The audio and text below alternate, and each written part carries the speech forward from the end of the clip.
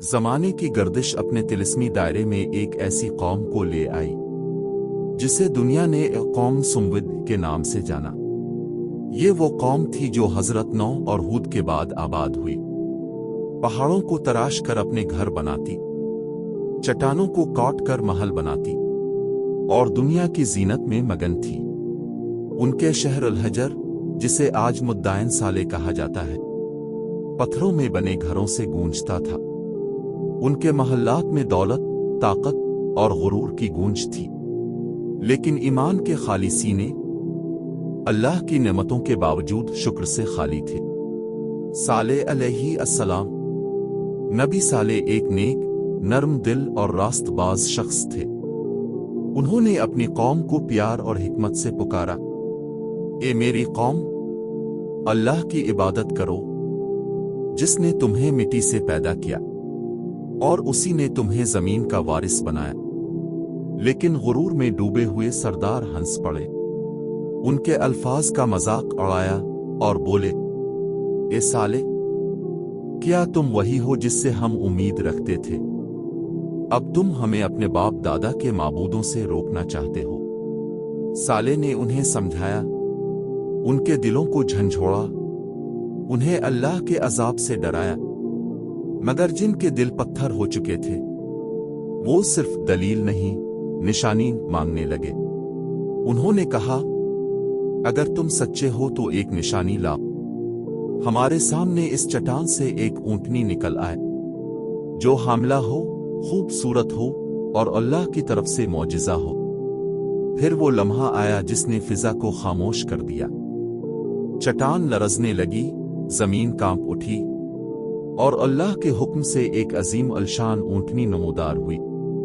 وہ منظر ایسا تھا کہ جسے دیکھ کر ایمان والوں کی آنکھیں جھک گئیں اور منکروں کی آنکھوں میں حسد کی آگ بھڑک اٹھی۔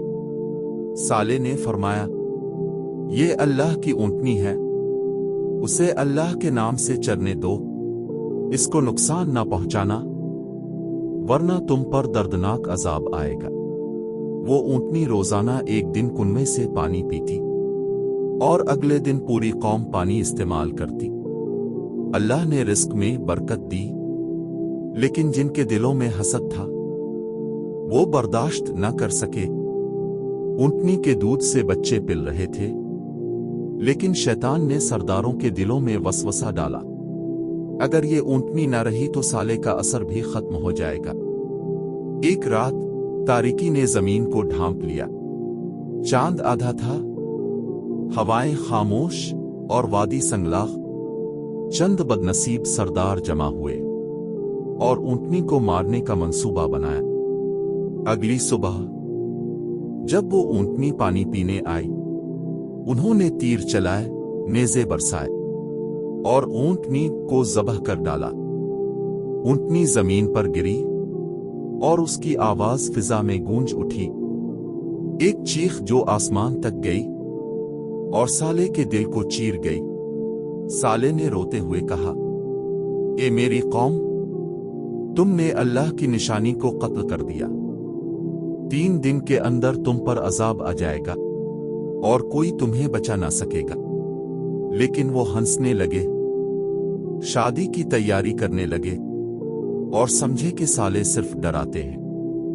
پہلا دن ان کے چہروں پر زردی چھا گئی، دوسرا دن لالی آ گئی، تیسرا دن سیاہی چھا گئی، پھر آسمان پھٹا، زمین گرجی اور ایک زوردار سیاہ چیخ نے پوری وادی کو ہلا دیا۔